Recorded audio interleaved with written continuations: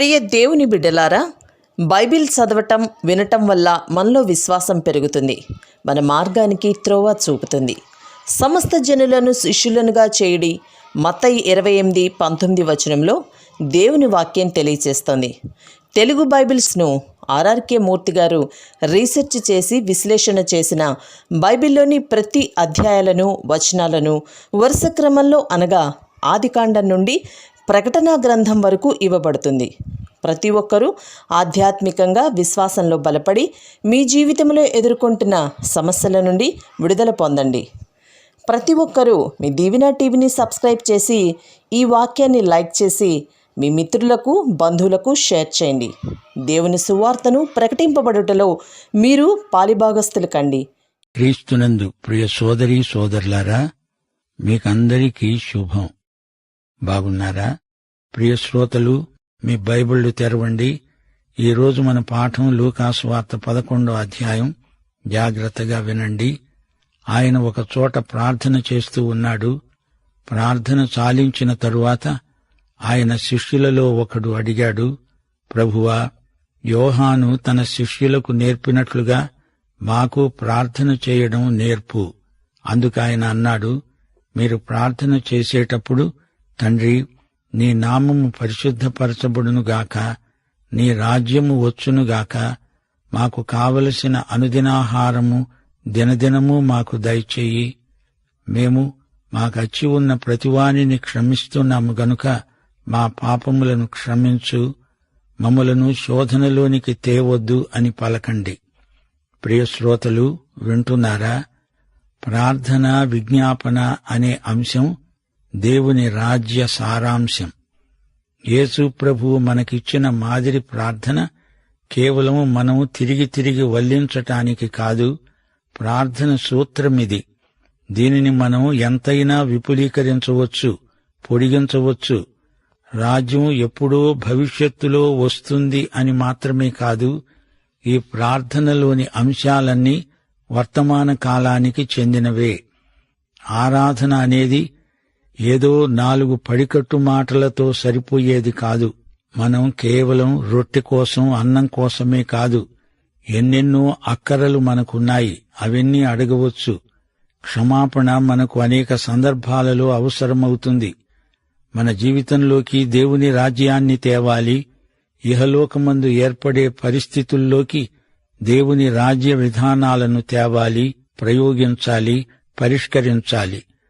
తండ్రి, నీ రాజ్యం ఎప్పుడో కాదు, ఇప్పుడే, ఇక్కడే మా జీవితాలలో ప్రవర్తిల్లాలి.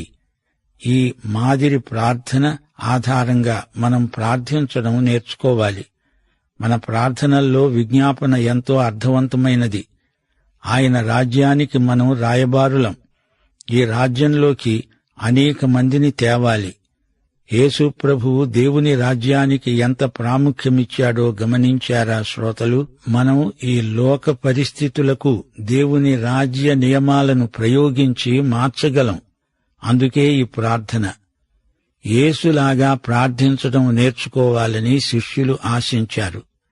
ఈ రోజున యేసు ప్రభు పరలోకంలో తండ్రి కుడిపార్శ్వాన ఉండి విజ్ఞాపన చేస్తున్నాడు.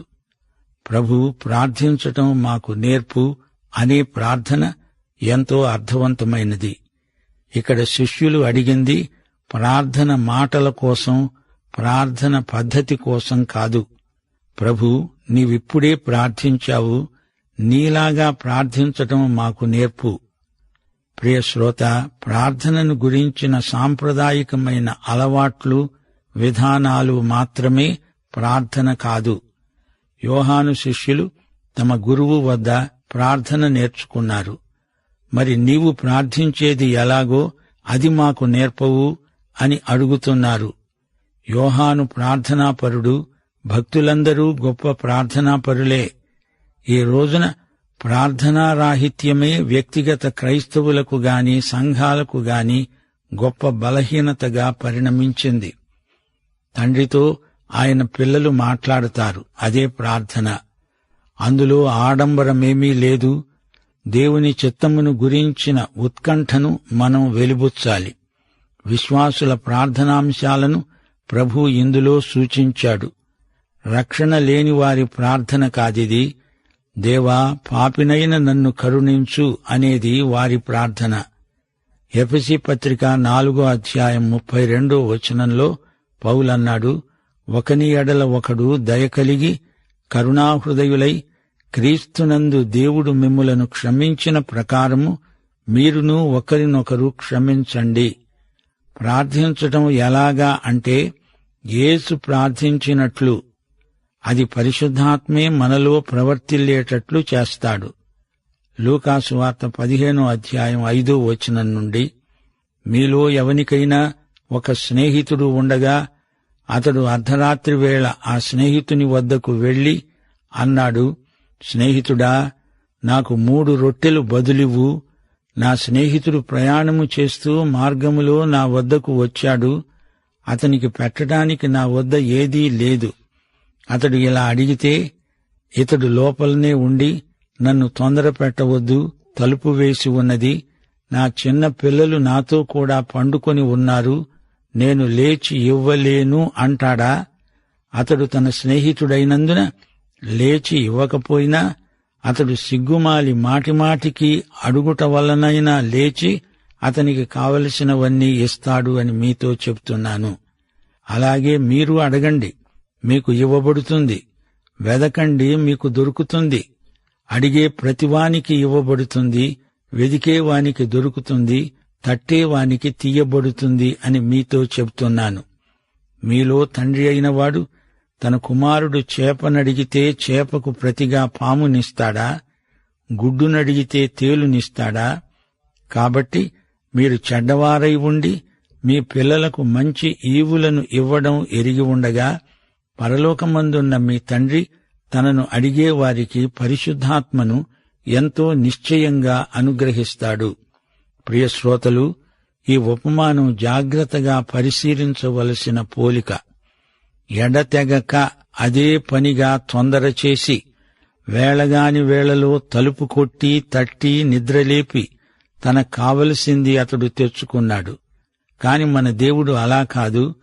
మన అక్కర కొలది మనం అడిగి అడగక ముందే ఆయన ఇస్తాడు. యెషయా 65:24 దేవుడంటున్నాడు, వారు వేడుకొనక మునిపే నేను ఉత్తరమిస్తాను, వారు మనవి చేస్తూ ఉండగా నేను ఆలకిస్తాను. ప్రార్థనకు దేవుడు జవాబివ్వకపోవటమంటూ జరగదు. అవును అనో కాదు అనో ఏదో ఒక జవాబు వెంటనే వస్తుంది. మనకు మేలైందే ఆయనిస్తాడు, కీడు కలిగించేది ఆయన ఇవ్వడు. మనకేది మంచిదో మనకే తెలీదు. ప్రియశ్రోత, నిరుత్సాహపడకు. దేవుడు నిద్రపోడు, కునుకడు. అడుగు, వెతుకు, తట్టు, వెంటనే తలుపు బార్లాగా తెరుచుకుంటుంది. దేవునికి మేల్కొలుపు పాటలు పాడకు. శ్రోత, ఇటు విను. నీవు ప్రార్థించే ముందు దేవుడు నీ తండ్రి అని నిర్ధారణ చేసుకో. యోహాను సువార్త 1:12 మననం చేసుకో. యేసును ఎందరు అంగీకరించారో వారికందరికీ, అనగా ఆయన నామమందు విశ్వాసముంచిన వారికి దేవుని బిడ్డలవడానికి ఆయన అధికారం అనుగ్రహించాడు. లోకంలో తండ్రులు ఎంత చెడ్డవారైనా తమ బిడ్డలకు హాని కలిగించేది ఏమీ చెయ్యరు, ఏదీ ఇవ్వరు. అలాంటప్పుడు నీ తండ్రి అయిన దేవుడు నీకు శ్రేష్టమైనదే ఇస్తాడు గదా. పరిశుద్ధాత్మ కోసం అడగండి. అడుగుతున్నారా శ్రోతలు? శిష్యులు పెంతెకోస్తు దినం వరకు పరిశుద్ధాత్మ కోసం అడిగిన వారు కారు. యోహాను సువార్త 12:20 ప్రభువు వారి మీద ఊది పరిశుద్ధాత్మను పొందండి అన్నాడు. అయితే అపొస్తలుల కార్యములు 2 పరిశుద్ధాత్మ అనుభవం ఉప్పెనలాగా వచ్చింది. పరిశుద్ధాత్మ శిష్యులందరినీ క్రీస్తులోకి, క్రీస్తు శరీరంలోకి బాప్తిస్మమిచ్చాడు. పరిశుద్ధాత్మలో వారు ఉక్కిరిబిక్కిరి అయిపోయారు. అలాంటి పరిశుద్ధాత్మ బాప్తిస్మం మనందరికీ కావాలి. 1 కొరింథీ 12:13 ఏమంటోంది? యూదులమైనా, గ్రీసు దేశస్థులమైనా, దాసులమైనా, స్వతంత్రులమైనా మనమందరము ఒక్క శరీరములోనికి, ఒక్క ఆత్మయందే బాప్తిస్మము పొందాము. మనమందరము ఒక్క ఆత్మను పానము చేసిన వారమయ్యాము. దేవునికి స్తోత్రం. లూకాసు వార్త 11:14 నుండి, ఒకప్పుడాయన మూగదయ్యాన్ని వెళ్లగొడుతూ ఉన్నాడు. ఆ దయ్యము వదిలిపోయిన తరువాత మూగివాడు మాట్లాడాడు గనుక జనసమూహములు ఆశ్చర్యపడ్డారు. అయితే వారిలో కొందరు అనుకున్నారు, ఇతడు దయ్యములకు అధిపతి అయిన బయల్జెబూలు వలన దయ్యములను వెళ్లగొడుతున్నాడు. మరికొందరు ఆయనను శోధిస్తూ అడిగారు, పరలోకము నుండి ఒక సూచక క్రియను చూపు. ఆయన వారి ఆలోచనలను ఎరిగి అన్నాడు, తనకు తానే వ్యతిరేకముగా వేరుపడిన ప్రతి రాజ్యము పాడైపోతుంది. తనకు తానే విరోధమైన ఇల్లు కూలిపోతుంది.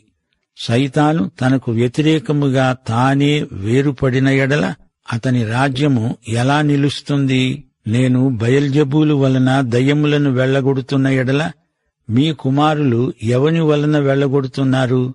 అందుచేత వారే మీకు తీర్పరులై ఉంటారు.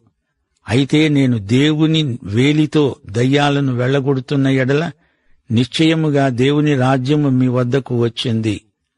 బలవంతుడు ఆయుధాలు ధరించుకొని తన ఆవరణమును కాచుకొని ఉన్నప్పుడు అతని సొత్తు భద్రంగా ఉంటుంది. అయితే అతని కంటే బలవంతుడైన ఒకడు అతని పైబడి జయించేటప్పుడు అతడు నమ్ముకున్న ఆయుధాలన్నిటినీ లాక్కొని అతని ఆస్తిని పంచిపెడతాడు. నా పక్షమున ఉండనివాడు నాకు విరోధి, నాతో సమకూర్చనివాడు చెదరగొట్టేవాడు. అపవిత్రాత్మ ఒక మనుష్యుణ్ణి వదిలిపోయిన తరువాత అది విశ్రాంతి వెదుగుతూ నీరు లేని చోట్ల తిరుగుతుంటుంది. విశ్రాంతి దొరకనందున నేను విడిచి వచ్చిన నా ఇంటికి తిరిగి వెడతాను అనుకొని వచ్చి ఆ ఇల్లు ఊడ్చి అమర్చి ఉండడము చూచి వెళ్లి తనకంటే చెడ్డవైన మరి 7 అపవిత్రాత్మలను వెంటబెట్టుకుని వస్తుంది. అవి అందులో ప్రవేశించి అక్కడే కాపురముంటాయి. అందుచేత ఆ మనుష్యుని కడపటి స్థితి మొదటి దానికంటే చెడ్డదవుతుంది. ప్రియశ్రోతలు, ఈ రోజున క్షమించబడరాని పాపమంటూ లేదు. పశ్చాత్తప్తులను దేవుడు తప్పక క్షమిస్తాడు. అద్భుతాలు జరుగుతూ ఉంటే పరిసయ్యులు స్వయంగా చూచారు, కాదనలేరు. అసూయాపరులై యేసు చేసే అద్భుతాలు ఆయన దయ్యాల రాజుతో కుమ్మక్కి అయి చేస్తున్నాడు అని అభియోగం తెచ్చారు. వారిది నిరాధారమైన నేరారోపణ, అసమంజసమైన అభియోగం అని ప్రభువు రుజువు చేశాడు. దేవుని రాజ్యం వచ్చింది. రాజు తానే స్వయంగా ఈ అద్భుతాలు చేస్తున్నాడు. దయ్యాలను గద్దించి వెళ్లగొడుతున్నాడు. ఆయుధాలు ధరించిన బలవంతుడెవరు? వాడే సైతాను. దయ్యం పట్టినవాడు సైతాను వశంలో ఉన్నాడు. అయితే యేసు సైతాను కంటే బలవంతుడు. ఆయన దయ్యాలను గద్దించగలడు, పారదోలగలడు. సైతాను బలవంతుడు గనుక మనం ఆత్మ సంబంధమైన యుద్ధోపకరణములను ధరించుకుని ఉండాలి. నీలో నాలో ఉన్నవాడు ఈ లోకాధిపతి అయిన సైతాను కంటే గొప్పవాడు. మనము నిరాయుధులమై ఉండకూడదు. అపవిత్రాత్మను గురించిన ఉపమానంలో ప్రభువు ఇశ్రాయేలీయుల స్థితిని, పరిసయ్యుల పరిస్థితిని వివరించాడు. అతడు అపవిత్రాత్మ పట్టినవాడు. దయ్యం వాణ్ణి విడిచి వెళ్ళింది. ఆ వ్యక్తి తాను శుద్ధి చెందినట్లే భావించాడు. ఇల్లు ఖాళీగా ఉంది, బాగా ఊడ్చి శుభ్రం చేసి ఉంది. ప్రియశ్రోత, కేవలం సంస్కరణ, దిద్దుబాటు చాలదు. పాపం చెయ్యకుండా మానేసినంత మాత్రాన ఎవ్వడూ రక్షణ పొందడు. కావలసింది దిద్దుబాటు మాత్రం కాదు. మనిషికి నూతన జన్మ కావాలి. బాప్తిస్మకుడైన యోహాను ప్రబోధాలు విన్నారు, యేసు ప్రబోధాలు కూడా విన్నారు. ఇల్లు అలికారు, శుభ్రం చేసుకున్నారు. అయితే ఆ ఇంటిలోకి యేసు ప్రభువును ఆహ్వానించలేదు. అందుచేత మునుపటి కంటే ఇశ్రాయేలు పతనం మరీ ఘోరమైంది. 27వ వచనం, ఆయన ఈ మాటలు చెబుతూ ఉండగా ఆ సమూహములో ఉన్న ఒక స్త్రీ ఆయనను చూచి అన్నది, నిన్ను మోసిన గర్భము, నీకు పాలిచ్చిన స్తనములు ధన్యమైనవి. ఆమె కేకలు వేస్తూ ఈ మాటలు అన్నది. ఆయన అన్నాడు, అవునుగాని దేవుని వాక్యము విని దానిని గైకొనేవారు మరీ ధన్యులు. ప్రియ శ్రోత, యేసు ప్రభువుతో భౌతిక సంబంధం ఉంటే మంచిదే కాని దేవుని వాక్యానికి విధేయులైన వారికి ఆయనతో ఉన్న ఆధ్యాత్మిక సంబంధం ఇంకా గొప్పది. 29వ వచనం నుండి, జనులు గుంపులుగా కూడి ఉన్నప్పుడు ఆయన చెప్పసాగాడు, ఈ తరమువారు దుష్టతరము వారై ఉండి సూచకక్రియను అడుగుతున్నారు. అయితే గూర్చిన సూచకక్రియే గాని మరే సూచకక్రియ వీరికి అనుగ్రహించబడదు. యోనా నీనెవె పట్టణస్థులకు ఏలాగు సూచనగా ఉన్నాడో అలాగే మనుష్య కుమారుడు ఈ తరము వారికి సూచనగా ఉంటాడు. దక్షిణ దేశపు రాణి విమర్శకాలమున ఈ తరము వారితో కూడా లేచి వారి మీద నేరస్థాపన చేస్తుంది. ఆమె సొలొమోను జ్ఞానవాక్కులు వినడానికి భూమ్యంతముల నుండి వచ్చింది. ఇడుగో, సొలొమోను కంటే గొప్పవాడు ఇక్కడ ఉన్నాడు. నీనెవె మనుష్యులు విమర్శకాలమున ఈ తరము వారితో కూడా నిలువబడి వారి మీద నేరస్థాపన చేస్తారు. వారు యోనా ప్రకటన విని మారుమనస్సు పొందారు. ఇడుగో, యోనా కంటే గొప్పవాడు ఇక్కడున్నాడు. యోనా సూచన అంటే యేసుక్రీస్తు పునరుత్థానం. యోనా చేపకడుపులో నుండి బయటపడ్డాడు అంటే అతడు చచ్చి బ్రతికాడు. అంధకారము నుండి, మరణము నుండి దేవుడు యోనాను వెలుగులోకి, జీవములోకి తెచ్చాడు. యోనా చచ్చి బ్రతికినవాడై వాక్యం ప్రకటించినప్పుడు నీనెవె వారంతా మారుమనసు పొందారు, పశ్చాత్తప్తులయ్యారు.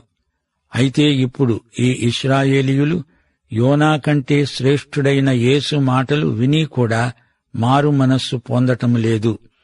అందుచేత వీరి స్థితి నీనెవె వారి కంటే ఘోరమైనది.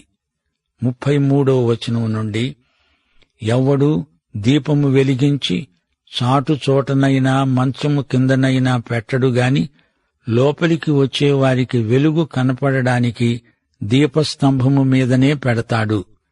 నీ దేహమునకు దీపము కన్నే గనుక నీ కన్ను తేటగా ఉంటే నీ దేహమంతా వెలుగుమయమై ఉంటుంది. అది చెడినదైతే నీ దేహము చీకటిమయమై ఉంటుంది. కాబట్టి నీలో ఉండే వెలుగు చీకటిమయమై ఉండకుండా చూసుకో. ఏ భాగమైనా చీకటిగాక నీ దేహమంతా వెలుగుమయమైతే దీపము తన కాంతి వలన నీకు వెలుగునిచ్చేటప్పుడు ఎలా ఉంటుందో అలాగే దేహమంతా వెలుగుమయమై ఉంటుంది. ప్రియశ్రోత, వింటున్నావా? దీపం వెలుగివ్వడానికే ఉద్దేశించబడింది. యేసు పునరుత్థానం వెలుగు. ఈ వెలుగు లోకములోని చీకటిని పటాపంచెలు చేస్తుంది. చావు పుట్టుకలు అనే సంకెళ్ళు మనుషులను బంధించాయి. అయితే యేసు పునరుత్థానమనే వెలుగు మనలోకి ప్రసరిస్తే చీకటి నుండి మనకు అద్భుతమైన విడుదల. ఒక వస్తువును మనం చూడాలంటే బయట వెలుగు ఉండాలి, మనకు కళ్ళు కూడా ఉండాలి. గుడ్డివానికి వెలుగు వల్ల ప్రయోజనమేమీ ఉండదు.